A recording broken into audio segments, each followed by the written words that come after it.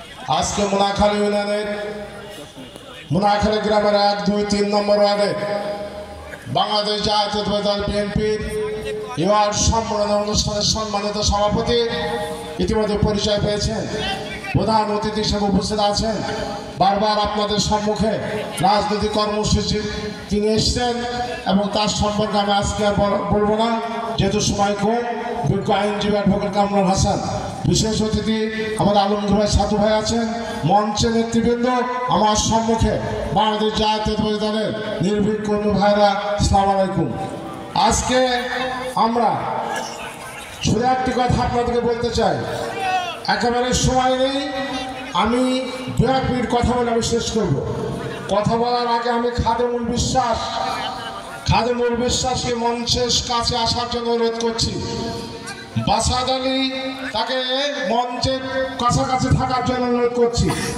2 নম্বর ওয়ার্ডের মুসা কামরিকে মঞ্চের পাশে আমার কাছাকাছি আসার জন্য অনুরোধ করছি। মোহাম্মদ আসাদুল হককে মঞ্চের পাশে আসার জন্য অনুরোধ করছি। 3 নম্বর ওয়ার্ডে আনোয়ারুল ইসলাম, তাকে মঞ্চের পাশে আসার জন্য অনুরোধ করছি। সামাদ মোল্লা মঞ্চের কাছাকাছি থাকার জন্য অনুরোধ করছি।